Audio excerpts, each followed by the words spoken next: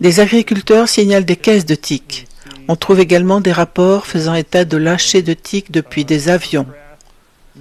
Aucune de ces informations ne peut encore être entièrement vérifiée, mais nous savons qu'au cours des années 60, l'armée américaine a relâché plus de 200 000 tiques dans la nature, à des fins d'armes biologiques, afin d'observer leur propagation, et qu'environ 100 000 d'entre elles étaient des tiques Lone Star.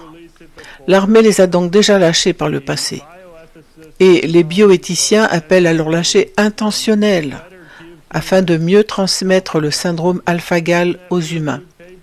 Dans cet article évalué par des pairs, ils qualifient de moralement obligatoire le lâcher de tiques génétiquement modifiées dans la nature.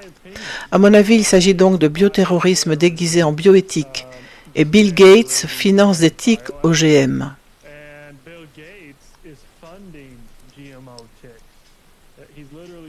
Il les finance littéralement par l'intermédiaire d'une société appelée Flitter, pour créer une sorte de tique du bétail à propagation limitée. Et donc, le quatrième élément, c'est la viande artificielle. Ils doivent augmenter les ventes de la viande artificielle, la viande cultivée en laboratoire, financée par Gates, qui ne contiendra pas d'alpha-gal via Upside Foods.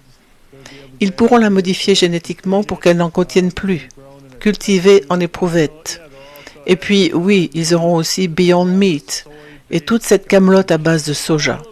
Tout cela combiné nous indique donc qu'il se passe quelque chose et qu'il pourrait y avoir des activités liées à la biotechnologie entraînant une augmentation de 100% du syndrome de l'alpha-gal. The cases of Lyme disease are going up.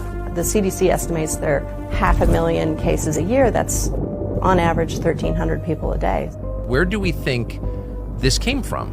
Lyme disease wasn't a problem till the peak of the biological weapons program in the U.S., the mid-70s.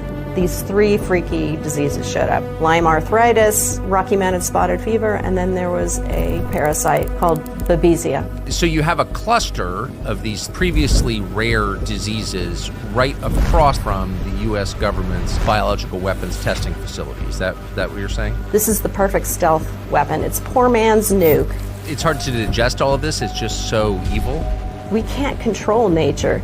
And if we're going to play God and make these new germs inside ticks, there could be blowback, unintended consequences, and that's what I believe could happen.